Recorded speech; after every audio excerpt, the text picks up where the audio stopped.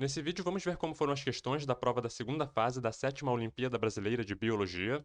Uma prova de 102 questões, portanto uma prova longa. Vamos dividir. Nesse vídeo, vamos ver da questão 1 até 51. No próximo vídeo, nós vamos da questão 52 até 102. Pois bem, apoio: Associação Nacional de Biossegurança, Unirio, Conselho Regional de Biologia, FAPERJ. Nessa edição não tivemos o apoio sobrenatural do espírito de Charles Darwin. Enfim, vamos ver, né, nas questões se isso fez alguma falta. Questão número 1. Qual das seguintes assertivas é a que provavelmente teve o maior impacto no crescimento da população humana ao longo dos últimos 10 mil anos? Bom, nos últimos 10 mil anos aconteceram muitas coisas, né, com a humanidade, dentre elas, né, a mudança do estilo de vida nômade para o estilo de vida sedentário, né, onde o ser humano começou ali a fazer agricultura, pecuária, e isso certamente deu, né, todo um conforto a mais, um aumento na qualidade de vida, mas o que teve o maior impacto certamente foram as questões ali envolvendo saúde, né, por exemplo, o controle de doenças, né, varíola, sarampo, malária, então a vacina, né, o antibiótico, tudo isso foram coisas que realmente trouxeram um aumento, né, dessa qualidade de vida e dessa sobrevida do ser humano de uma maneira geral. Então, se você olhar um gráfico, por exemplo, de crescimento da população humana, a partir do momento que se cria a penicilina, por exemplo, assim, a coisa começa a crescer de forma, né, vertiginosa. Então, a gente diria, né, que realmente assim, o controle das doenças tiveram ali uma importância a mais. Questão número 2 começa a ver aqui agora uma sequência de questões de genética. A cor das penas em periquitos é determinada por dois genes, então a gente vai pensar aqui agora em dihibridismo, diferentes que afetam a pigmentação das penas. Então a gente tem ali o gene Y e o gene B, né? Então, por exemplo, se você tiver um alelo dominante Y e um alelo dominante B, você vai ser verde. Se você for homozigoto recessivo para Y e tiver pelo menos um alelo dominante B, você vai ser azul. Se você for totalmente homozigoto recessivo para ambos os genes, você vai ser branco. Eles vão fazer um cruzamento entre dois periquitos azuis, lembrando que azul é homozigoto recessivo para Y e heterozigoto ou homozigoto dominante para o gene B, certo? Bom, eles vão fazer esse cruzamento então. Desse casal vão surgir ali 22 descendentes, dos quais 5 eram brancos. Então, 5 a cada 22, né, vieram ali homozigotos recessivos. Para você ser branco, você tem que ser homozigoto recessivo para ambos os genes. Portanto, quais seriam então os genótipos mais prováveis para os pais? Chama atenção aqui que a gente tem duas informações importantes aqui. Uma delas, para você ser azul, você tem que ser homozigoto recessivo para Y e heterozigoto ou homozigoto dominante para B. Então só existem duas opções. Ou você vai ser homozigoto dominante para B ou heterozigoto. O Y a gente já sabe que vai ser homozigoto recessivo. Isso é importante. E uma outra informação importante é que você teve 5 filhotes brancos, né? Ou seja, homozigotos recessivos, em 22. 5 de 22, acho que se não me engano, dá ali algo em torno de 23%. E isso é uma informação importante. Quando vem questões de cruzamento assim, eu gosto de apresentar essa calculadora de Punnett, porque eu acho que é uma ferramenta interessante para quem está começando, né, a estudar o assunto. Ela te dá, né, um apoio assim para você entender a lógica, né, dessa coisa dos cruzamentos, mas é interessante aprender a fazer isso na mão, tá? Dá um trabalhozinho, mas dependendo de quantos alelos, né, vão ter. Mas para até dois é super fácil de fazer, porque são só 16 possibilidades, né? Então eu coloquei aqui dois traços, esse aqui já é o default, né? Ele já começa assim. E agora a gente vai ver aqui a relação dos genes. Por exemplo, a gente sabe que eles vão ser homozigotos recessivos para o traço 1, que lá é o Y, né? E aqui a gente vai verificar se ele é homozigoto dominante ou heterozigoto para o gene B. Então a gente sabe que os dois são homozigotos recessivos aqui para o traço 1. E a gente vai verificar aqui agora em relação ao traço 2. A gente sabe que existe uma relação de dominância ali do Bzão sobre o Bzinho, né? Etc. E vamos ver aqui o fenótipo, porque né, a coloração branca se expressava no fenótipo. Olha aqui, ambos sendo heterozigotos para o alelo B, deu aqui 4 sobre 16, né, de indivíduos que a gente aqui vai considerar como sendo brancos, né, porque são totalmente homozigotos recessivos. 4 sobre 16 é 25%, né? Lá, 5 sobre 22, né, era 23%. Então ficou mais ou menos na faixa, né? Se a gente tivesse colocado aqui eles como sendo homozigotos dominantes para o alelo Bzão, para o gene B, né? Vamos ver aqui o que acontece. Ó, todo mundo aqui surgiria, né, ninguém surgiria com o fenótipo branco, certo? Olha aqui, ó. Pra você ser branco tinha que ser totalmente homozigoto recessivo. Lá todo mundo era o quê? Azul, né? Todo mundo era homozigoto recessivo para o Y e homozigoto dominante para o B. Portanto, todos eles eram azuis. Então, no cruzamento entre homozigotos recessivos para o Y e homozigotos dominantes para o B, você teria todos eles sendo azuis. A prole seria totalmente azul. Se você fizer aqui a modificação e colocar eles como sendo heterozigotos para o gene B, colocando aqui o alelo Bzinho, você vai ter então aquela proporção ali de 4 sobre 16 que daria branco, né? Portanto, a gente esperaria que fosse homozigoto recessivo para o Y, heterozigoto para o B. Homozigoto recessivo para o Y e heterozigoto para o B, ambos letra A. 3. A probabilidade de um casal duplo heterozigoto, ou seja, de híbridos, né, ter filho heterozigoto para apenas um dos pares de genes seria de... Então aqui eu fiz na mão mesmo, né? Claro, utilizando o computador. Cruzei dois de híbridos heterozigotos para ambos os genes. E aqui eu tive toda a prole, certo? 16 aqui possibilidades, né? E repara aqui, heterozigoto para apenas um dos genes, eu tive 1, 2, 3, 4, 5, 6, 7, 8. 8 sobre 16, 1 meio, né? Então, 1 meio dessa prole, metade da prole, seria heterozigota para apenas um dos genes. Não importa se o Y ou o B. Portanto, aqui letra A, 1 meio. 4. Em uma população panmítica, cruzamentos aleatórios, com 10 mil indivíduos, existem 100 indivíduos, 100 de 10 mil, com sangue tipo N. Então, tipo sanguíneo MN, tem ali dois alelos, né? O alelo M e o alelo N, que podem estar em homozigose, por exemplo, o M homozigoto, sangue tipo M. N homozigoto, sangue tipo N. MN, você vai ter sangue tipo MN, é codominância. O provável número de indivíduos com sangue do tipo M, então ele deu pra gente a quantidade de indivíduos com sangue tipo N, portanto, homozigotos para o alelo N, que eram 100 em 10 mil. E com base nisso, ele quer que a gente descubra quantos do tipo M, homozigotos para o alelo M, na população. Eu fiz aqui a minha baguncinha colorida, e pausem o vídeo e fiquem olhando para isso aqui até fazer sentido, porque faz sentido, tá? Eu tentei fazer da forma como o meu cérebro processa esse tipo de questão. Então eu fiz na ordem como eu fui imaginando, né, os cálculos que teriam que ser feitos. Os fenótipos que eu sei que teriam que ter M, N e MN. Os genótipos relacionados, por exemplo, para o tipo M, seria MM, os alelos, né? Para o tipo N, NN. Para o sangue do tipo MN, os alelos M e N, codominância. Os alelos, portanto, são M e N. M mais N na população vai dar 1, é a totalidade, né? População, eu botei aqui m ao quadrado 2mn n ao quadrado, que é aquele binômiozinho que a gente faz, né, natural. Isso aqui é o total da minha população, que é 10 mil, certo? Então eu sei que tem 100 indivíduos do tipo N, isso aqui é frequência fenotípica, certo? De 10 mil. 100 dividido por 10 mil dá 0,01. Ou seja, 1% da minha população tem um sangue tipo N. Portanto, a frequência genotípica dessa população, N ao quadrado, é 0,01, certo? Então, para eu saber a frequência do alelo N, o que eu fiz? Eu fiz a raiz quadrada de 0,01, porque 0,01 é N ao quadrado. N, portanto, é a raiz quadrada de 0,01, que dá 0,1. Essa é a frequência alélica do alelo N. Portanto, se eu sei que M mais N é igual a 1, então 1 é igual a M menos N, né? Então, M é igual a 0,9, porque 0,9 mais 0,1 dá 1. Então, a frequência alélica de M é 0,9. Portanto, pessoas com sangue do tipo M vão ser M ao quadrado. M ao quadrado é 0,9 ao quadrado, que dá 0,81. 81% da minha população tem o sangue do tipo M. 0,81 vezes 10 mil, 8.100 indivíduos. Essa é a frequência fenotípica para o tipo M. Portanto, letra A, 8.100. Questão 5. Algumas garotas que não conseguem atingir a puberdade são portadoras da síndrome de Swyer ou Swyer. Bom, uma condição em que elas têm fenótipo feminino, mas possuem genótipo XY. Qual dos seguintes itens melhor explica essa síndrome? Letra A. Uma mutação ou deleção no gene SRY do cromossomo Y impediu o desenvolvimento de testículos e a produção de hormônios sexuais masculinos, testosterona, né, que são requeridos para um fenótipo masculino. Essa questão aqui ela é muito assim perigosa no sentido de que se eu começar a falar sobre isso aqui, o vídeo vai ficar com 10 horas de duração e a gente não tem esse tempo todo. Então o que eu vou fazer? Eu vou recomendar livros e leituras, vou colocar links na descrição porque é um tema muito denso, a pessoa tem que ler muito sobre isso. Mas a lógica é essa, né? Você teve ali uma deleção numa parte do cromossomo Y e a parte, né, que iria levar à produção de testosterona, que é fundamental para o desenvolvimento das gônadas masculinas, né, testículo, etc, e todo o aparelho genital, não tinha, então, o que aconteceu? Formou o fenótipo feminino. Vou mostrar aqui alguns livros e alguns artigos só para ilustrar, mas não posso assim ficar perdendo muito tempo falando porque o vídeo vai ficar muito longo. Eu vou colocar um link para esse artigo aqui, Síndrome de Swyer, né? Severe, não sei como é que pronuncia.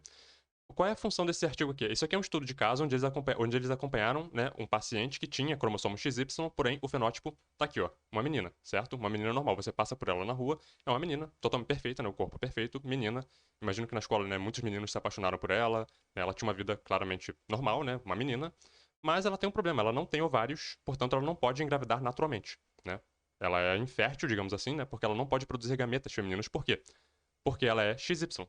Ela não é XX. Ela não teve o desenvolvimento normal das gônadas femininas. Mas também não teve o desenvolvimento normal das gônadas masculinas. Então ela ficou meio que num meio termo.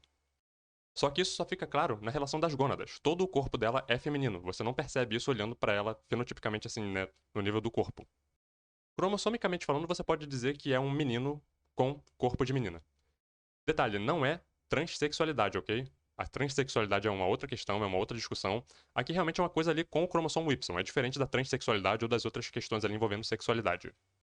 Homossexualidade, transexualidade são questões ali que envolvem provavelmente hormônios, alguma questão epigenética, mas aí, né, a ciência ainda está tentando elucidar isso. Aqui ela teve uma deleção numa parte do cromossomo Y. Sabe, praticamente é isso. Você pode reduzir a isso. E sim, para todos os efeitos, você trata ela como ela. Apesar de ser XY, é uma mulher, certo? Sexo feminino, os documentos dela todos femininos. Então, se você é daquele tipo de gente que acha que, ah, não, Deus criou apenas macho e fêmea, só existe homem e mulher, não existe nada no meio do caminho, você provavelmente nunca estudou biologia de verdade. Recomendação de livro: Turpeni e Elard, Elementos de Genética Médica. Dá pra encontrar ele no LibGen, né? Na internet para download, é fácil. Nesse capítulo 9, a genética do desenvolvimento, né? Eles vão falar alguma coisa sobre desenvolvimento sexual. Então, lá pra frente, eles vão falar sobre síndromes, né, envolvendo X, envolvendo Y. Então, aqui é uma regiãozinha. Os cromossomos X, o maior, e o Y, né? As regiões deles. Repara aqui, ó, a região SRY.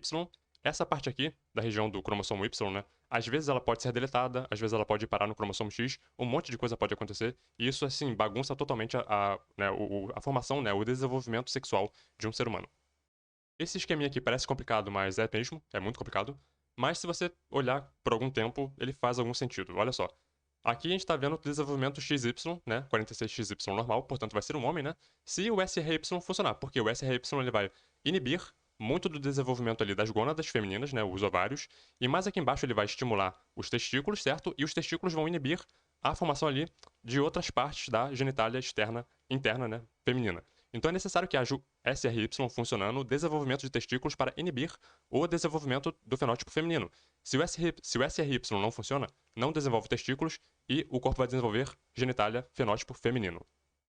Recomendo também o livro Genética Médica de Thompson e Thompson. Também dá para encontrar para download na internet aí, ou você pode, né, comprar usado ou pedir emprestado para algum amigo. São livros muito bons para estudar esse tipo de problemas cromossômicos, inclusive também síndrome de Down, né, outras desordens cromossômicas que a gente vai ver algumas questões mais para frente. Questão 6, a trissomia do cromossomo 21, síndrome de Down, né? É um tipo de mutação cromossômica que na espécie humana produz um conjunto de alterações que são a síndrome de Down, né? Ok. Sobre esse evento genético, trissomia do 21, é correto afirmar que, gabarito, as mutações cromossômicas são uma das formas de mutação, parte importante da construção da diversidade biológica. Frustrante, né? Porque assim, você pensa que você estudou síndrome de Down e trissomia do 21 e você vai acertar, você vai ter questão sobre isso. E o gabarito, na verdade, era um gabarito meio avulso, né? Era mais sobre diversidade genética do que propriamente sobre a doença. Bom, eu acho que aqui há alguma confusão que poderia ter seria com a letra B, né? A ocorrência de um cromossomo 21 a mais, além do par, né? Induz o triplo da expressão gênica. Enfim, essa alternativa que foi colocada realmente para causar uma confusão, porque uma pessoa que não tivesse tão bem preparada, ela poderia chutar isso aqui, porque aparentemente parece correto, né? Mas a verdade é que não é tão claro assim, a literatura não é tão claro assim que ela induz o triplo da expressão gênica, muito pelo contrário. Às vezes ela pode até mesmo, em comparação com o que eles fizeram com gêmeos, né? Às vezes você tem alguns genótipos, alguns genes ali que vão aumentar a expressão, outros vão diminuir. A coisa é mais confusa do que isso aqui. Eu vou colocar um textinho na descrição sobre isso, para quem quiser se aprofundar. Mas basicamente, assim, é uma questão, é uma alternativa mais para confundir mesmo. O gabarito realmente era a letra A. Questão 7. Um indivíduo portador de características, né, típicas da síndrome de Down não demonstrou variação numérica em seu cariótipo, ou seja, ele não tinha 3 cromossomos 21. Como é que você poderia explicar isso então? Houve uma translocação de parte do cromossomo 21 na gametogênese de um dos seus genitores, ou seja, não é que ele tinha uma cópia a mais do 21. Uma parte do 21 de um dos gametas, né, de um dos parentais, teve uma translocação e foi parar em algum outro cromossomo ali, e ele tinha apenas aquela parte do 21 em um outro cromossomo por translocação. E isso já foi suficiente para gerar o fenótipo síndrome de Down. Então fiquem atentos, a síndrome de Down é um fenótipo que pode ser provocado por trissomia simples, né, uma trissomia do cromossomo 21, uma trissomia por translocação, que é aquilo que a gente viu na questão, né? Uma parte do cromossomo 21 vai parar num outro cromossomo, enfim, 14, o próprio 21, 22, enfim. E isso já seria suficiente para gerar o fenótipo síndrome de Down. Ou por mosaicismo, que é quando alguma coisa muito complicada ali acontece no desenvolvimento ali embrionário, e algumas células do indivíduo vão ter a trissomia do 21, outras não. E isso, inclusive, abre espaço ali para um gradiente, uma variação na gravidade da síndrome de Down em alguns indivíduos. Se poucas células nesse indivíduo mosaico, né, tivessem a trissomia, ele teria uma síndrome de Down mais leve. Se muitas células tivessem a trissomia, ele teria uma síndrome de Down mais grave. Então esse mosaicismo também é uma forma que você poderia encontrar esse fenótipo. Aquela parte ali que eu mostrei é desse arquivo aqui que eu achei na internet mesmo, vou colocar um link para ele na descrição. E também recomendo o uso daqueles livros lá, né, de genética médica para também estudar síndrome de Down. Questão 8 sobre eritroblastose fetal. Uma mulher B negativo, teve uma relação, né, com um cara ARH positivo e teve um filho ARH positivo. Ela não tomou soro anti-RH. Então, qual é a probabilidade dessa mulher B negativo, numa próxima gravidez, ter o feto dela, né, desenvolver a eritroblastose fetal? Aqui a gente teve um conflito, né, entre o sistema ABO e as hemácias da mãe, né, com o feto. Portanto, a probabilidade seria baixa, porque os anticorpos anti-A, lembra que a mulher era B, né, devem ter atuado nas hemácias do primeiro feto antes da sensibilização ao fator RH. Então, assim, ela já matou, né, as hemácias A do feto antes que ela tivesse a possibilidade de entrar em contato com o fator RH e ser sensibilizada, né, produzindo anticorpos anti-RH, o que poderia gerar a eritroblastose fetal numa próxima gravidez. Esse assunto da incompatibilidade ABO, protegendo, né, contra esses conflitos de RH que podem culminar em eritroblastose fetal, não são muito comuns de serem discutidos em ensino médio, né? É um tema mais complexo, né, da biologia. Eu vou colocar um link para esse texto aqui, onde ele vai falar sobre justamente essa questão da incompatibilidade ABO, como ali uma espécie de proteção, né, contra essa coisa da incompatibilidade RH. Ainda no resumo, os autores citam, né, que o ponto essencial, né, para que haja a produção de anticorpos anti-RH na mãe é que é que não haja, né, essa coisa do conflito entre o sistema ABO. Havendo esse conflito no sistema ABO, as hemácias do feto já vai ser ali imediatamente aglutinada, não dando tempo de que essas hemácias fiquem muito tempo na circulação materna, gerando ali essa sensibilização da mãe ao fator RH. Lembrando que ela tem que ser RH negativo para que isso aconteça, certo? Questão 9. Certa vez, um excelente aluno de biologia, daquele tipo, né, que participa da Olimpíada Brasileira de Biologia, perguntou para o professor por que a eritroblastose fetal não ocorre no sistema ABO. A resposta que o professor deveria ter dado seria de que os anticorpos IgM são muito grandes e não passam pela barreira placentária. Isso aqui está, a princípio, correto, mas vamos complicar, vamos problematizar um pouquinho isso aqui. Lembrando que os anticorpos anti-RH são IgG, portanto atravessam a barreira placentária. Os anticorpos ABO geralmente são IgM, mas nem sempre é assim. Vou recomendar a leitura desse texto aqui. Frequência da hemolisinas anti-A e anti-B em doadores em algum lugar do mundo. O que eu quero aproveitar desse artigo aqui? Vou pescar alguns parágrafos avulsos aqui, mas depois vocês peguem o artigo e leiam ele completo. Ó, os anticorpos ABO estão presentes nos soros dos indivíduos dirigidos contra antígenos A ou B. Então, se você é do tipo A, você vai ter anticorpos anti-B. Se você é B, você vai ter anticorpos anti-A. Se você é O, você tem anticorpos para todo mundo, né? E se você é AB, você não tem anticorpo para ninguém. Bom, existem normalmente dois tipos de anticorpos no sistema sanguíneo ABO: os de ocorrência natural e os imunes. Decore isso aqui, natural e imunes. Continuando aqui, os anticorpos naturais representam uma mistura com maior quantidade de imunoglobulinas M, que não atravessam a barreira placentária, certo? Do que G, mas pode ter algumas G. Isso aqui é que fica complicado, né? Bom, segundo Hamening, os anticorpos ABO imunes são evocados por enfim, prévias aloimunizações prévias que, de acordo com esses autores, podem ocorrer por duas vias: heteroimunização por substância de origem animal ou bacteriana, ou através ali da questão da gestação ou transfusão sanguínea, certo? Então, ao você entrar em contato com algum tipo sanguíneo incompatível, você pode produzir esses anticorpos imunes do sistema BO. E, enfim, esses anticorpos são referidos como hemolisinas. E aqui é que começa o problema, porque a maioria das hemolisinas é de classe G, portanto atravessam a barreira placentária e, enfim, podem causar ali uma série de problemas, inclusive doença hemolítica do recém-nascido, eritroblastose fetal. Aqui, ó, anticorpos anti-A e anti-B de indivíduos B e A são na maioria IgM, né? Alguns IgG, ou seja, né? Porém, os anticorpos anti-A e anti-B de indivíduos do grupo O são classe IgG. Portanto, eles atravessam sim a barreira placentária se você for do tipo O, certo? São aqueles anticorpos imunes. E tem, portanto, chance de provocar ali a eritroblastose fetal, pelo sistema ABO, e não pelo fator RH. Se você não acreditou em nada que eu li naquele texto lá, manual MSD, certo? Doença hemolítica do recém-nascido, eritroblastose fetal, pode ser provocada por incompatibilidade do fator RH e incompatibilidade de ABO. Vai ter link para isso aqui também na descrição, leiam mais sobre isso. Questão 10 tem um texto longo e uma imagem para a gente olhar. Isso aqui é uma enzima e as atividades dela, né, as funções dela no organismo. E a gente teria que responder algumas questões com base no que essa imagem apresentou do que seriam as funções, né, dessa enzima no metabolismo ali no organismo. Importante, ela induz a apoptose de células endoteliais, ela facilita a adesão plaquetária, portanto coagulação, né? Ela libera espécies reativas de oxigênio. Ela tem uma relação aqui com o LDL, né? Induzindo a formação de placas de ateroma, que tem a ver ali com os acidentes vasculares, né, etc. Então ela aumenta a chance de acidentes vasculares. Interessante isso. Caso essa enzima seja produzida por um único gene, poder-se-ia, né, afirmar que esse é um caso clássico de pleiotropia, um gene determinando diversas características, né? 11. Uma das consequências da inibição da enzima, da atividade dessa enzima, né, seria, se você inibe ela, você teria ali um menor risco de acidentes vasculares, porque ela tem essa relação aqui, né, com a formação de placas de ateroma. As outras alternativas, né, elas simplesmente invertiam, né? Então, por exemplo, aumenta a atividade de apoptose. A enzima faz isso. Se você inibe a enzima você diminui isso, né? Aumenta a atividade de peroxissomos. Ela aumenta, né, a produção de espécies reativas de oxigênio. Então, se você inibe a enzima, você inibe isso também, etc. Na questão 12, você teve dois cruzamentos. Num cruzamento, você pegou um macho homozigoto recessivo para uma característica que tornava ele anão, e uma fêmea homozigota dominante. Desse cruzamento, você teve uma prole ali totalmente heterozigota, E no outro cruzamento você pegou um macho que era normal e uma fêmea anã, portanto homozigota recessiva, o macho era homozigoto dominante. Você cruzou e toda a prole foi heterozigota. Qual é o problema? Quando a fêmea era anã, ela passava o alelo recessivo para prole e o macho passava o alelo dominante. Portanto, a prole era normal, porque heterozigoto, né, não expressava a característica ali do nanismo. Mas quando o macho era anão e a fêmea era normal, o macho passava o alelo recessivo, a fêmea passava o alelo dominante. E o que acontecia? A prole ficava anã. Por quê? Porque, de alguma forma, aquele alelo que a mãe passou não estava sendo expresso, certo? Então, quando um dos parentais passa um alelo para a prole e esse alelo não se expressa, isso é um caso de imprint genômico.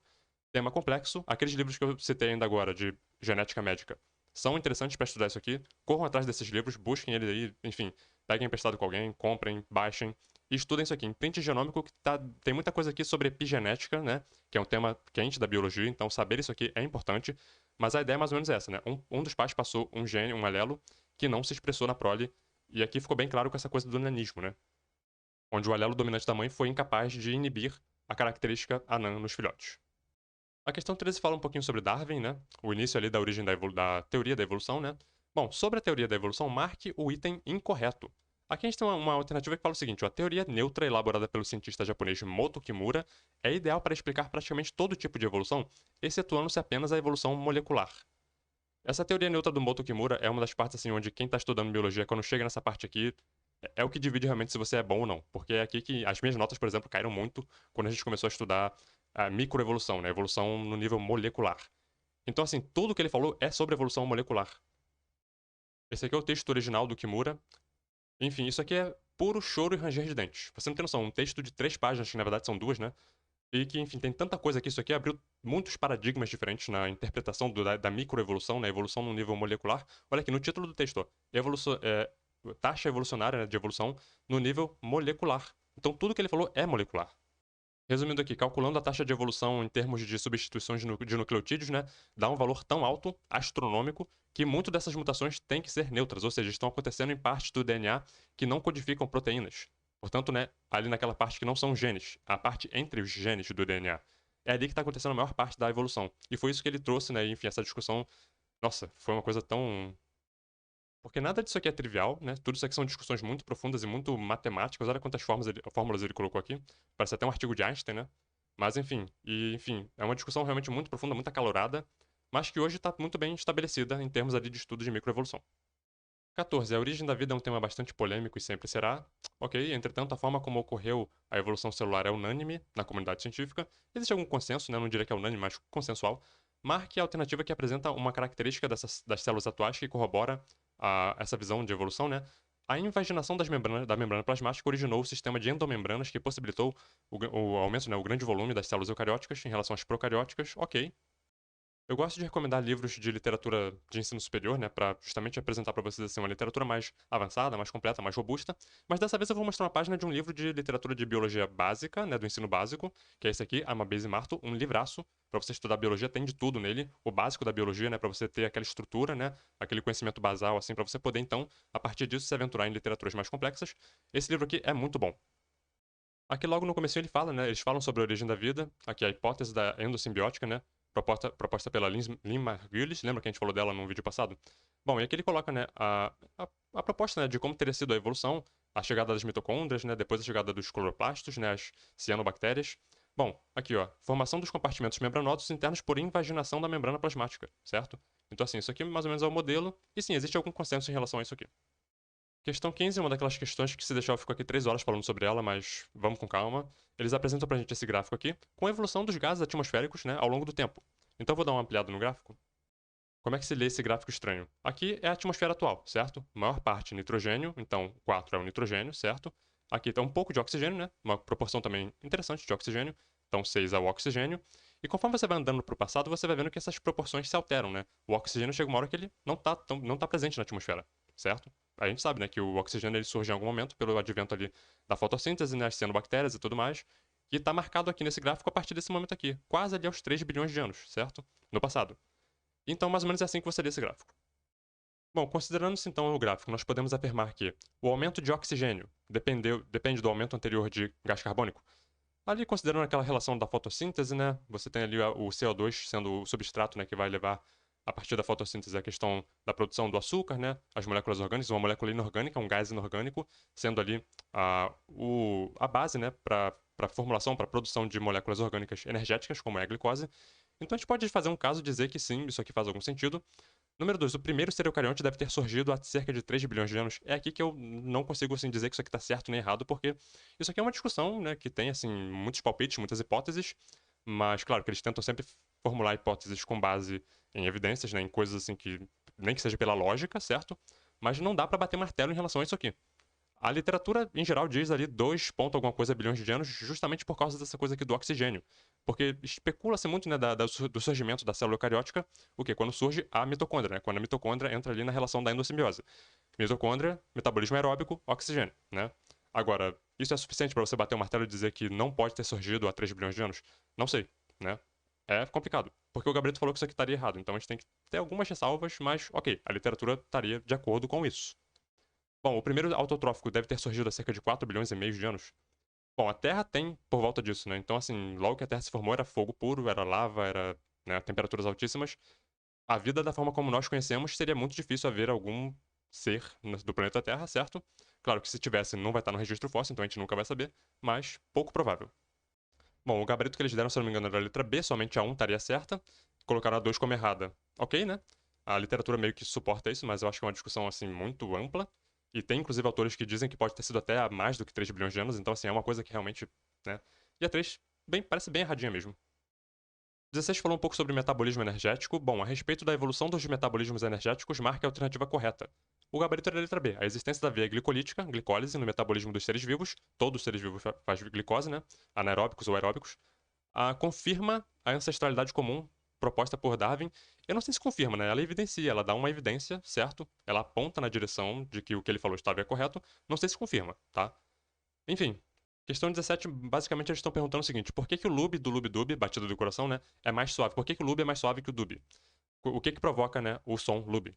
Fechamento das válvulas atrioventriculares, né, a válvula que manda o sangue do átrio, certo, para o ventrículo. Fechamento dessas válvulas provoca o lube, e o dube seria o fechamento das válvulas, realmente assim, que mandam o sangue do ventrículo para as artérias, que pode ir para o pulmão ou para o corpo. Eu vou colocar um GIF agora que pode assustar algumas pessoas, então se prepare. Tá aqui, ó, nada demais, é só um GIF, né, animado de um coração batendo, mostrando ali o fechamento das válvulas, né? Então, a válvula pulmonar, né, que manda o sangue do coração para os pulmões para poder pegar oxigênio, né? A válvula aórtica, ou válvula aórtica, né, que manda o sangue do coração para o corpo, sangue oxigenado. E as válvulas atrioventriculares, a bicúspide ou mitral, certo? E a tricúspide do lado de cá. Então vamos ver aqui, ó. Vamos ver aqui. Lube, dube, lube, dube, lube, dube, lube, dube. É mais ou menos isso, né? Enfim, questão 18 é uma questão longa, então eu vou resumir. Eles estavam estudando 3 animais. Um rato canguru que vive meio que no deserto. Então, assim, um ambiente seco, árido, né? Onde, com estresse hídrico. Um animal que precisa reter muita água, né? Não pode perder muita água. Um outro animal aqui. Um peixe de água doce. Então, um animal que vive num ambiente onde água não é problema. E por fim, ali tem um castor, né? Que vive num ambiente ali, enfim, tropical, né? Gostoso. Um ambiente com temperaturas ok. Então, basicamente, o rato canguru, ele vivia num estresse hídrico muito grande, né? Ele precisava de um rim preparado para reter água. Então, alças néficas, alças de Henle, né? Bem grandes para poder reter água. A alça de Henle é aquela que faz a reabsorção de água, né? É bem mais complicado que isso, mas eu estou resumindo aqui.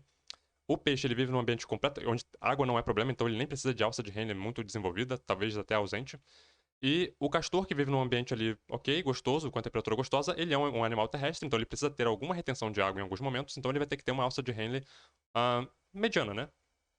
Então eles pegaram os rins desses animais, colocaram em frascos e não rotularam. O frasco 1, os néfrons possuem grandes alças de Henle, então esse aqui parece ser do rato castor, né, que vive no deserto. O frasco 2, os néfrons possuem alça de Henle, porém de tamanho intermediário, o castor.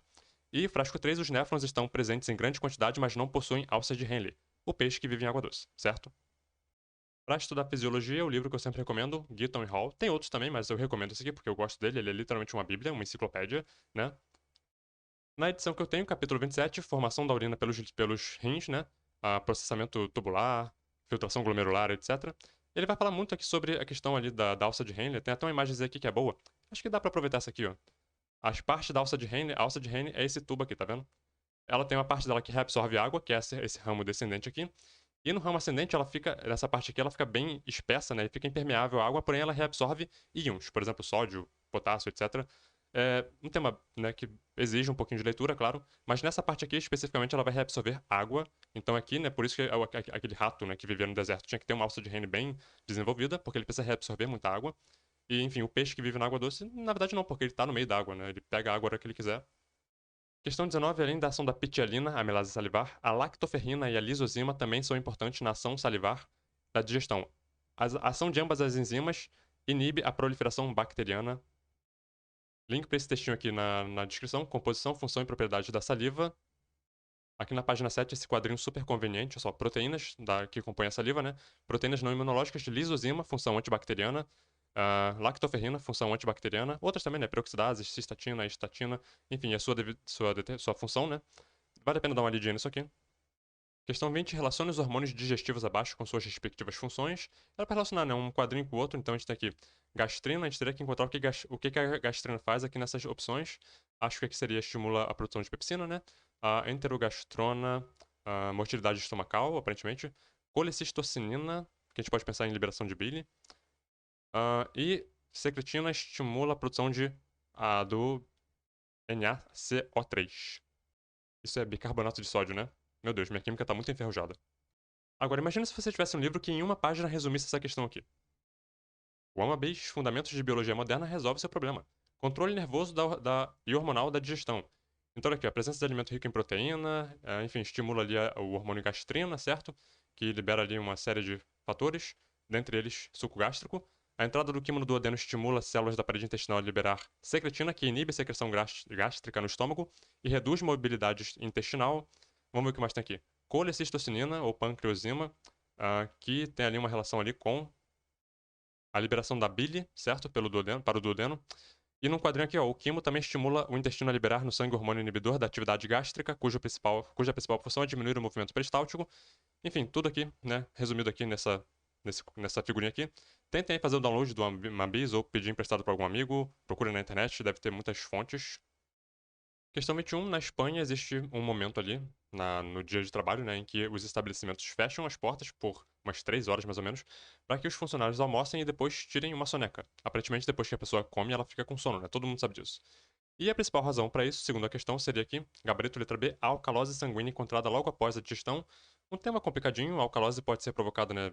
A gente sabe que o sangue, ele tem assim como muitos sistemas do corpo, ele tem um sistema de tampão, né? Que está sempre regulando a relação ali entre ácidos e bases. No processo digestivo pode se formar ali muito bicarbonato, né? Então, assim, existe um aumento ali de componentes que podem elevar o pH do sangue. A alcalose sanguínea também pode ser provocada por outras coisas, como pela própria respiração, né? A pessoa eliminar muito CO2, etc. Então, assim, é um tema complicado, não é trivial. Fiquem atentos aí à descrição para algum link, para algum texto sobre isso. E também livros de fisiologia que eu já recomendei aqui podem também ajudar a pessoa a compreender um pouquinho melhor o tema. 22. Angiotensina 2 é o produto biologicamente ativo do sistema renina-angiotensina.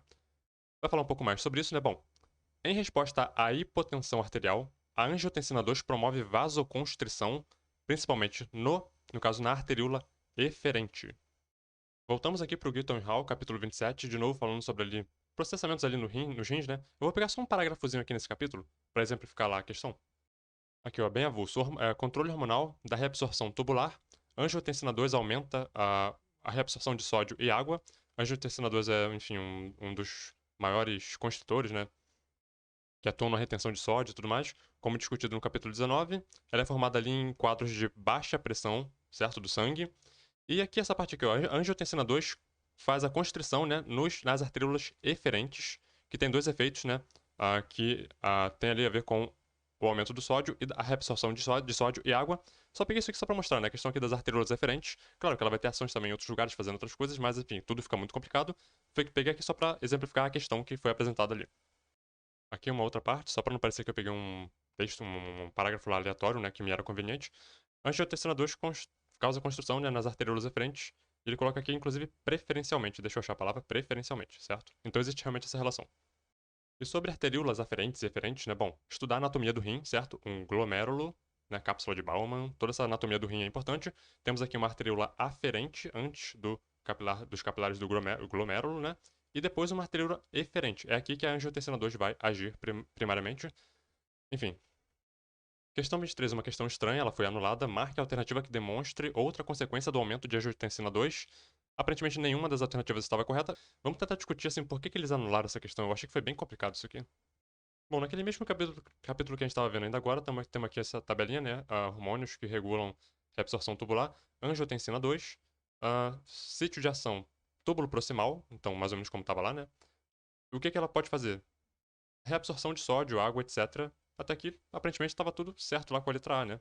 E aqui na página seguinte tem esse parágrafo, né? Angiotensina 2 estimula diretamente a reabsorção de sódio nos túbulos proximais, na alça de Henle, nos túbulos distais, enfim, nos tubos coletores. Uma das ações diretas da angiotensina 2 é estimular a ação, né, da bomba de sódio e potássio no epitélio tubular, da célula, enfim, células na membrana basolateral das células. É um textinho bem complicadinho, né? Mas basicamente assim. Mas qual que é a questão? Ela reabsorve nos túbulos proximais e também no distal. Talvez então o problema esteja aqui. A A e a B estariam corretas. Eu acho que mais ou menos isso, né? Aqui, ó, a A fala sobre o aumento da reabsorção tubular proximal de sódio, e a B fala sobre o aumento da reabsorção tubular distal de sódio. Aparentemente ela faz ambos, então a A e a B estariam corretas. Estamos descobrindo as coisas aqui agora, ao vivo, etc. Mas tá vendo como é que é bom você ter um livro para você acompanhar, né? Você vê a questão, você não entende, você vai lá no livro, você lê e você faz significado daquilo. 24. Marque a opção que não contém alteração esperada na reação de luta ou fuga promovida pela epinefrina. Bom, dilatação das pupilas sim, taquicardia também, né? Taquipneia um pouquinho mais complicado, mas ok. E estimulação do peristaltismo não, né? Ele vai inibir os movimentos peristálticos, né? Isso é um conhecimento, acho que até trivial, bem comum disso aqui. Vasoconstrição, sim, tá? Aumento da pressão, etc. Isso aqui é bom pegar um livrinho de neurociência, eu vou recomendar um bom daqui a pouco. Um livrinho, né? Básico, assim, um conhecimento. Isso aqui até em livro de ensino médio deve ter, porque é um assunto bem básico. Eu até coloquei na minha anotação aqui que eu não vou comentar sobre isso, mas vou recomendar daqui a pouco um livrinho de neurociência. Livro de ensino básico, a Amabis também deve falar sobre isso aqui. Bom, 25. Após a fecundação, o hormônio mais indicado para a detecção da gravidez é a gonadotrofina coriônica produzida pela placenta, portanto, né, indica que há uma gravidez acontecendo ali. Gitton Hall, capítulo 74, tabelinha com hormônios endócrinos. Aqui é produzido pela placenta. Cadê placenta? Quem? A gonadotrofina. Mudei a página, parabéns. Vamos voltar lá. Placenta. Gonadotrofina coriônica humana promove o crescimento do corpo lúteo, secreção de estrogênios e progesterona, enfim, tudo aquilo que acontece durante uma gravidez, né? Então a presença de gonadotrofina coriônica indica uma gravidez. E por que que logo após a fecundação ele é o mais indicado para indicar? Ó, porque ela dá logo esse pico aqui, tá vendo? Enquanto que os outros hormônios, né, que vão estar também presentes ali, mas vão crescer mais lentamente, como por exemplo os estrogênios e a progesterona, vão demorar mais a ter, né, enfim, vão apresentar, né, a presença deles. Então, assim, como ela dá esse pico rápido, ela é o mais ideal para logo no começo você já pegar ali e indicar ali que existe a formação de uma gravidez. 26, uma questãozinha complicadinha aqui. Formam-se a partir da união entre uma proteína e um carboidrato que possui cadeias não ramificadas compostas por unidades repetidas e de disacarídeos carregados negativamente. Tal carboidrato será chamado de glicosaminoglicana. Elas irão formar uma substância gelatinosa altamente hidratada, determinando ao tecido grande resistência às forças de compressão, além de permitir rápida difusão de nutrientes, etc. Bom, o texto acima refere-se ao tecido. Eu pensei muito aqui em tecido em cartilagem, né? Eu pensei logo em cartilagem ou em tecido conjuntivo, mas aqui tinha duas questões, duas alternativas envolvendo conjuntivo. Bom, eles colocaram o gabarito como epitelial. Eu achei essa questão aqui um pouco complicada. Tá muito acima da minha cabeça, né? Eu pensei em tecido cartilaginoso, certo? Mas, enfim. É importante dizer que as glicosaminoglicanas estão presentes em vários tecidos, mas o que me fez pensar em cartilagem foi a questão da compressão. Eu não sei se faz sentido, mas na minha cabeça fazia. Eles colocaram epitelial, eu achei um pouco estranho, não encontrei assim nenhuma referência na literatura que me levasse diretamente a isso, aí eu fico meio receoso, mas enfim, né? Bom, no capítulo 4 do Gartner, matriz extracelular, ele começa aqui falando sobre glicosaminoglicanas. Pausa o vídeo aí, lê esse parágrafo aqui. Tem algumas informações interessantes aqui. Continua lendo aqui abaixo, pode pausar de novo e ler de novo. Eu vou colocar depois uma tabelinha aqui para vocês verem também. Deixa eu ver aqui, acho que é nessa página aqui. Essa tabelinha aqui, pausa o vídeo, dá uma olhada nela. Só para mostrar assim um pouco, né, sobre o conteúdo, já que eu não consegui assim, né, concordar muito com a questão, não tô dizendo que ela tá errada, tô dizendo que talvez eu não tenha conseguido chegar àquela conclusão. Mas, né, tá aqui. O livro tem muita informação, peguem o Gartner depois, baixem, o Junqueira também é muito bom. Leiam mais sobre isso. Eu tava mostrando esse livro aqui. 27 aqui agora já é uma histologia mais básica, né? Tá mostrando aqui um corte, né, de uma cartilagem. Então a gente tá aqui pericôndrio, matriz cartilaginosa, condrócitos, que são as células da cartilagem já maduras, né? Aqui no pericôndrio a gente vai ter vai surgir, né, os condroblastos, que são os condrócitos ainda imaturos. Bom, Sobre os tecidos acima, os tecidos, eu só tô vendo um tecido cartilaginoso, certo? Pode-se afirmar que o pericôndrio pode originar novas células cartilaginosas ao longo da vida. Isso aqui está correto, qualquer livrinho de histologia vai dizer isso aqui. 28, ainda uma histologia bem básica também. As células pluripotentes do tecido conjuntivo, que podem originar outros né, desse tecido, são as células mesenquimais. Tecido conjuntivo, células pluripotentes, né, indiferenciadas, células mesenquimais. Agora eu tô aqui no Junqueira, só para mostrar essa imagem aqui. Célula mesenquimal indiferenciada, dando origem ali a, enfim, mesotélio, células endoteliais, musculatura lisa, osteócitos, a partir de osteoblastos, né, condrócitos, enfim, uma série de outras células aqui que surgem a partir de células mesenquimais indiferenciadas. Então, a partir delas, mesotélio, endotélio, tecido gorduroso, né, tecido adiposo, tecido cartilaginoso, tecido ósseo. E aproveitando que eu abri o Junqueira, então voltamos aqui para a cartilagem, né? O pericôndrio, os condroblastos aqui se formando, né? Dando origem então depois aos condrócitos, que aí são as células já maduras que formam realmente a cartilagem já formada. Histologia básica, Junqueira e Carneiro. Espero que ninguém nunca me processe por eu estar fazendo isso, porque eu faço na melhor das intenções. Enfim, baixem o livro, busquem, comprem. 29, a fibra estriada esquelética será composta basicamente por dois tipos de proteínas contráteis, miosina e actina. Bom, sobre a interação entre essas moléculas, pode-se afirmar que o gabarito eles colocaram o cálcio liga-se à troponina, expondo seu sítio de ligação com a miosina. O sítio de ligação da actina com a miosina, né? Não da troponina. Isso aqui ficou um pouco confuso, mas ok, vou deixar passar. Aquele videozinho que eu mostrei da outra vez, o cálcio chegando ali, se ligando à troponina, né? Expondo os sítios de ligação da actina com a miosina. A miosina vai se ligar à actina, os binding sites, que são os sítios de ligação. Se ligou, pum, vai fazer um movimento. Tudo isso aqui exige ATP, certo? Para fazer esse movimento, para depois também terminar a contração muscular. Enfim, deixa eu parar aqui o vídeo. É importantíssimo estudar também as relações da energia para a contração muscular, certo? A gente já tocou nesse assunto, mas é bom sempre rever, ler mais. O músculo vai precisar do ATP tanto ali para aquela coisa que a gente viu agora no videozinho, né? Que é aquela coisa do arrasto da miosina na actina. Vai exigir ATP tanto para na ligação, como depois liga uma outra molécula de ATP, né? Para soltar. E também o ATP vai ter uma função ali para bombear de novo o cálcio para dentro do retículo sarcoplasmático, né? E também para mexer ali com a questão das concentrações de íons no ambiente ali intracelular para manter os equilíbrios, né, desses íons. Questão 30, na contração do músculo liso, que é diferente, né, da contração do músculo esquelético, estriado esquelético, o que a gente vai encontrar ali? O cálcio se associa à calmodulina para que haja a contração muscular. Super específico isso aqui. Mas por sorte, qualquer bom livro de fisiologia que você pegue, como por exemplo o que eu recomendo, né, o Gitton Hall, vai ter capítulo ali exclusivo sobre contração e excitação de musculatura lisa. E aqui ele vai falar um pouco sobre aquela relação ali do cálcio e a calmodulina. Então, a importância da regulação do cálcio, né, porque aqui vai ter um mecanismo diferente. Lá no músculo estriado esquelético a gente tem aquela relação lá que a gente acabou de assistir no videozinho, com a troponina, né? Aqui a gente vai ter calmodulina, combinação de cálcio com calmodulina, ativação da miosina quinase e fosforilação da cabeça da miosina. Enfim, é um pouquinho diferente, né? Mas é bom a pessoa saber que isso aqui existe. É claro que é uma coisa muito específica, mas, enfim, eles cobraram uma vez, né? Então pode ser que caia de novo. E aqui ele vai falar um pouco sobre essa coisa da calmodulina. É interessante dar uma lida sobre isso aqui. Então aqui tem essa relação do cálcio se ligando à calmodulina e ativando essa miosina quinase aqui, que vão ter funções ali que vão, no final das contas, levar à contração do músculo liso. 31, o aldicarb, um agente anticolinesterásico, vulgarmente conhecido como chumbinho, é um dos praguicidas mais tóxicos e mais populares no Brasil. Enfim, uma das consequências do uso desse agente, né, num animal como, por exemplo, o ser humano, seria a promoção da tetania, né, que é a contração contínua da musculatura estriada esquelética. E você pode imaginar o que seria você viver numa situação, né, onde sua musculatura estriada está aí constantemente contraída, né? É uma coisa que, inclusive, pode levar à morte, obviamente. Leiam mais sobre isso, pesquisa aí, no Google deve ter bastante informação. Questão 32. Artérias são vasos que saem do coração e veias são vasos que chegam ao coração.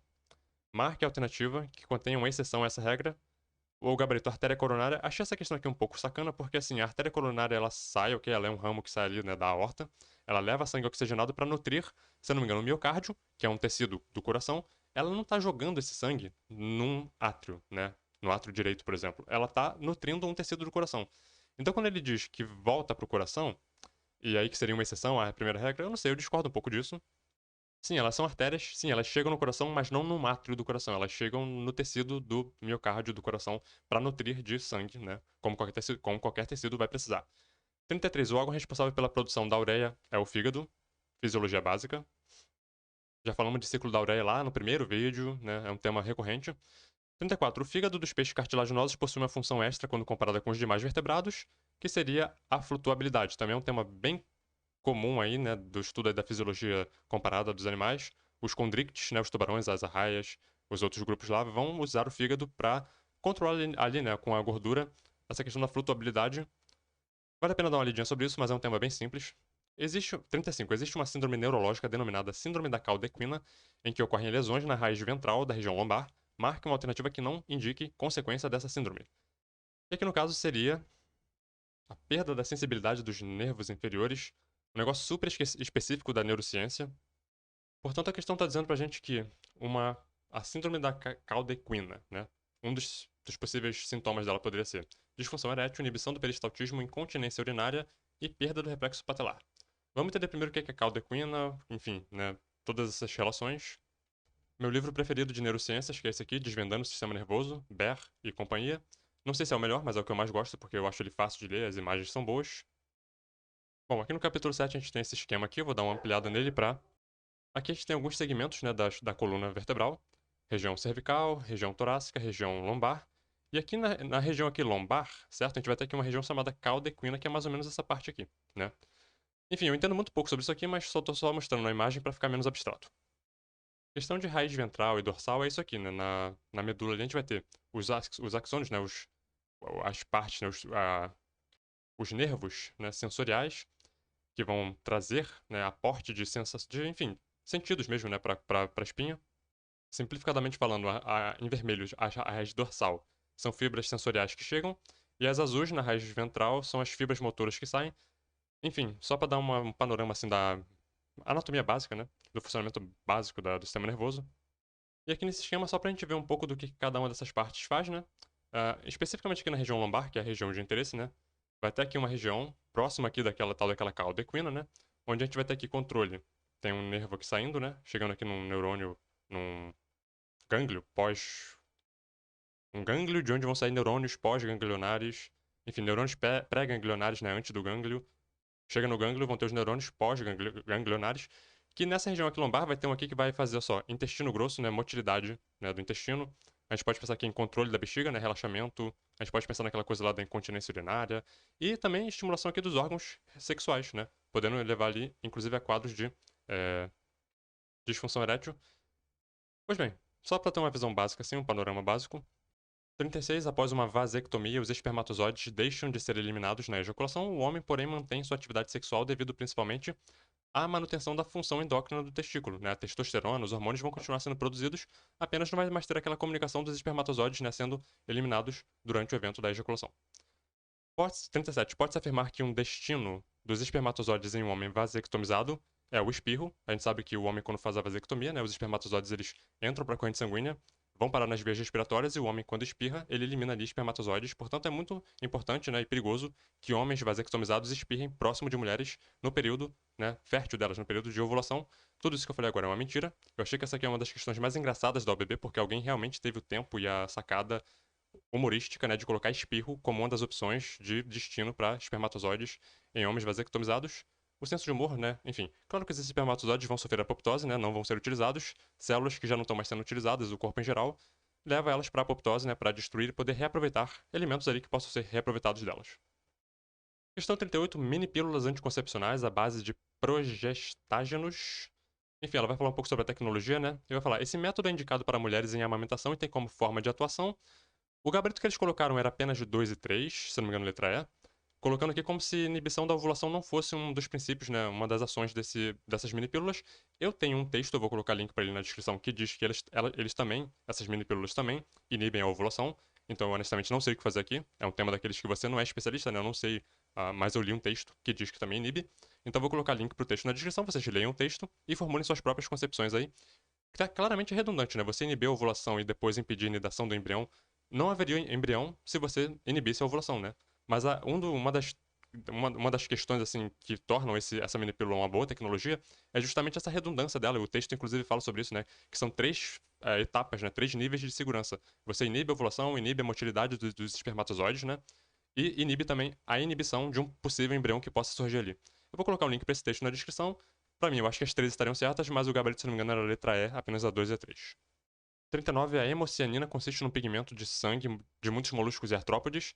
Quimicamente serve para o transporte de oxigênio, assumindo a coloração azulada, ciano, né? Para tanto, as moléculas de oxigênio combinam-se a 2 átomos de cobre, ok? Então, a alternativa é hemocianina, cobre. Zoologia de invertebrados de Brusca e companhia. Leiam esse parágrafo aqui que eu tô marcando aqui. Pausa o vídeo aí e leiam. E também, né, corram atrás do livro aí para baixar, porque é um livro que tem muita informação boa. A capa do livro. Questão 40 é uma daquelas questões que faz você pegar um livro de neurociência e ler de cabo a rabo, porque, enfim, basicamente tudo aqui tá num capítulo diferente. Mas ela tá falando aqui sobre questão de equilíbrio, né, labirintite. Marque a alternativa abaixo que não evidencie possível causa da alteração no equilíbrio corpóreo. Alteração nos órgãos de corte, né, os órgãos de corte têm a ver ali, eles pegam sinais mecânicos, né, auditivos, né, do sistema auditivo, auditório, enfim, auditivo. E transforma aqueles sinais mecânicos em sinapses elétricas, né, que vão ser reconhecidas depois pelo sistema nervoso, pelo cérebro, enfim.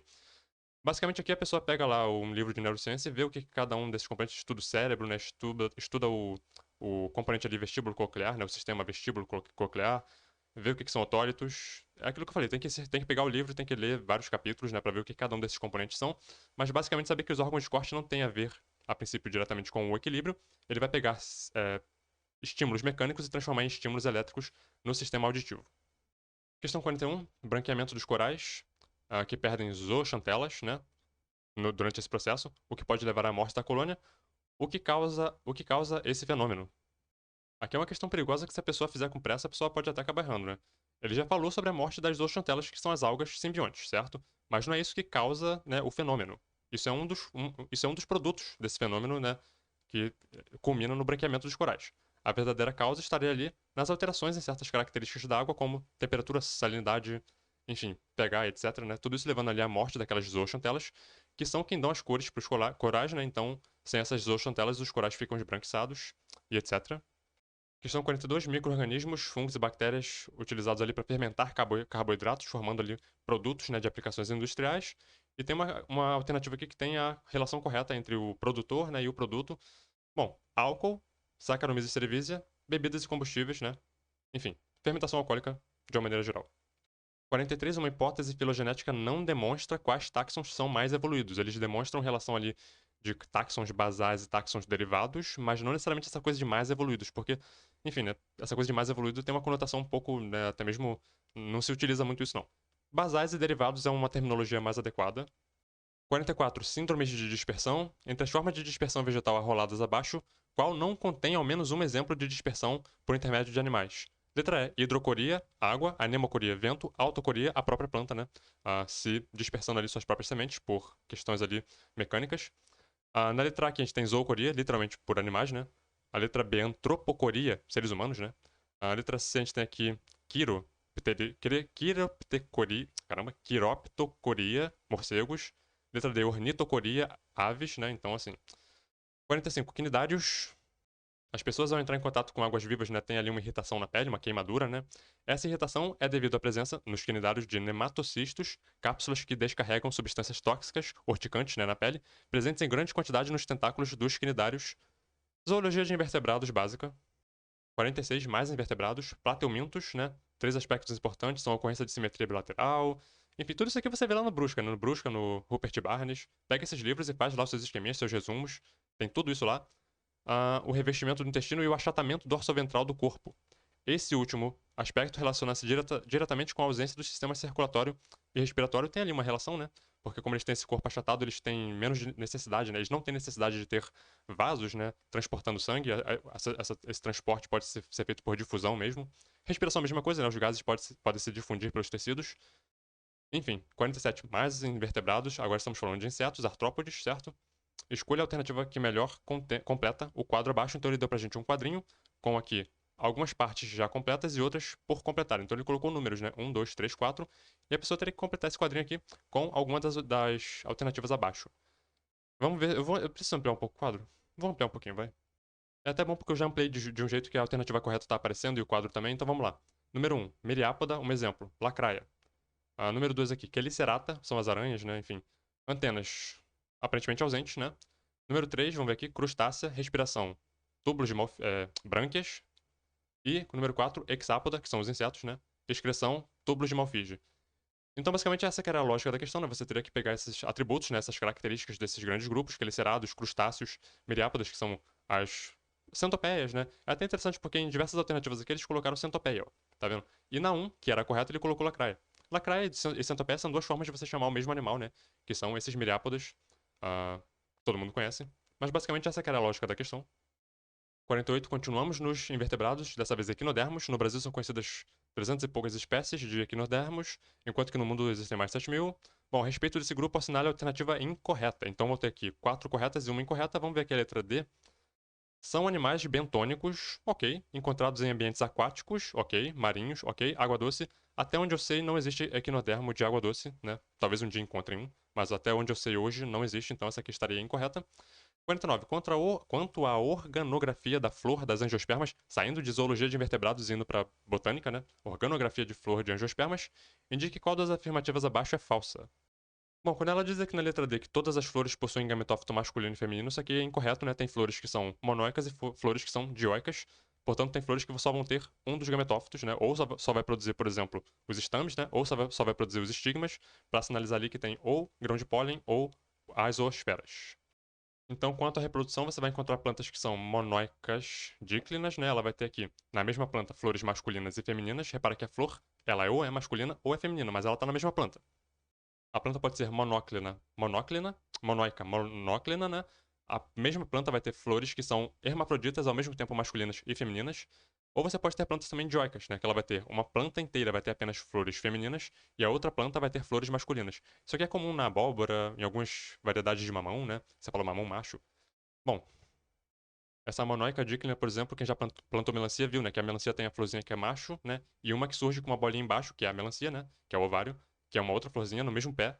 Então, assim, o mesmo pé pode ter flores masculinas e femininas. Questão 50. Quanto à reprodução sexuada nas angiospermas, indique verdadeiro ou falso. A gamospermia é um processo reprodutivo onde ocorre fecundação? Não, a gamospermia é a formação de semente, né? Sem ocorrência de fecundação. A polinização só ocorre quando há vento? Só na anemocoria, né? Em outras síndromes de dispersão, você vai ter polinizações por diversos outros fatores, por exemplo, animais, etc. Água, né? A autopolinização não favorece o aumento da variabilidade genética na população? Isso aqui está correto, portanto verdadeiro. O grão de pólen é formado em duas etapas, a microesporogênese e a microgametogênese, correto. Peguem aí o Raven, qualquer livro de botânica, e estudem e vejam isso aqui. Durante a fecundação, além da fusão dos núcleos sexuais, ocorre a fusão do núcleo espermático com dois núcleos polares, formando a primeira célula tecido triploide, né, que é o endosperma. Isso aqui é a dupla fecundação de angiospermas, também é um tema super interessante de se estudar, porque é recorrente e cai bastante. Acredito que com um livro de botânica como Raven, por exemplo, você consegue acesso a esses dois últimos tópicos aqui, tanto a formação do grão de pólen quanto da dupla fecundação. Esqueminha de dupla fecundação, o grão de pólen vai ter dois núcleos polares, dois núcleos espermáticos, melhor dizendo. Um deles vai chegar aqui na oosfera e vai fecundar a oosfera, formando literalmente o ovo, né? O embrião. E um outro núcleo espermático vai fecundar ali os núcleos polares. Tudo isso aqui dentro da parte feminina da planta, né? Espécie de saco aqui que contém o embrião e também as outras células associadas, que têm funções ali, às vezes, de sinalização, mas algumas delas têm função, assim, não muito bem elucidada, como, por exemplo, essas antípodas aqui. Mas, enfim, a fecundação de um dos núcleos espermáticos no núcleo polar nos núcleos polares leva ali à formação do tecido triploide, que é o endosperma, que vai ser um tecido nutritivo nas angiospermas. 51. Qual o grupo de plantas com o menor número de espécies dentro de traqueófitas? Então, cuidado, hein? Musgos não conta, certo? Porque está falando aqui de traqueófitas. Gimnospermas certamente seria aqui o grupo que tem menor número de espécies dentro das plantas vasculares. ITIS, Sistema de Informação Taxonômica Integrada. Vamos dar uma olhada em gimnospermas e depois, só por curiosidade, vamos olhar pteridófitas, né, para ver a diferença entre espécies. Bom, então aqui em Tracheófita, a gente tem aqui filhos, né? Licopodiofitina, poliodiofitina, espermatofitina, que são onde estão as espermatófitas, gimnospermas e angiospermas. Vamos olhar as gimnospermas. Aqui em espermatofitina a gente vai ter que tomar um cuidado porque magnoliopsida são onde vai estar ali nas angiospermas, então a gente tem que tomar cuidado. Eu vou escolher aqui o que eu acho que é o grupo mais variado de gimnospermas, eu posso até, acho que eu não estou errado não, mas são as coníferas. Vamos olhar então pinopsida. O que eu acho que é o grupo mais variado de gimnospermas, que são as coníferas, 229 espécies. Só para mostrar assim o número, né? Aí eu voltei para Tracheófitas, cliquei lá em Polipodiofitina e vou clicar aqui agora em Polipodiopsida, que são as samambaias, certo? Eu fui clicando meio que aleatoriamente, até porque eu não conheço muito bem esses grupos, mas basicamente são as samambaias. Eu parei aqui no nível da ordem, só pra mostrar assim, no nível da ordem do que a gente chama de Pteridophytes, né, as samambaias, a gente já tem aqui uma ordem de 1000 e poucas espécies, né? Só pra comparar lá aquelas 200 e poucas que a gente viu de coníferas, né, de gimnospermas, com um grupo aqui de samambaias, né, a variedade a mais de espécies que tá aqui. Não tô dizendo que isso aqui que eu tô fazendo, né, eu construí aqui uma relação, tá, usando essa base integrada, só pra mostrar assim, um pouco, né, dessa coisa de como que o grupo de gimnospermas, que se você for olhar lá, por exemplo, Guinetalis, só tem tipo meia dúzia de espécies, Cicadalis, né? Nem sei se eu tô falando os nomes certos, também já tô muito cansado. São pouquíssimas espécies naquele grupo. Eu acho que coníferas era o grupo mais variado e tinha tipo menos de 300 espécies nessa base de dados aqui. Enquanto que um grupo aqui de samambaias que eu peguei aleatoriamente tem 1000 e poucas espécies. Traqueófitas, plantas vasculares. Se for olhar angiospermas, meu Deus, ó, pra não dizer que eu fui injusto, eu vim aqui até o nível de família, né? No nível da ordem Polypodiales. A ordem Polypodiales tem 700 e poucas espécies. Muito mais do que as coníferas lá que eu cliquei. Enfim, eu espero que isso aqui tenha feito algum sentido, mas é divertido mexer nesse site aqui. Vou colocar um link pra ele na descrição pra vocês também poderem brincar um pouco. E por hoje nós ficamos por aqui. No próximo vídeo a gente pega a partir dessa questão aqui, 52, né? Que tem aqui esse paramécio aqui. A gente continua desenvolvendo a prova a partir dela. Cansaço. Vamos lá.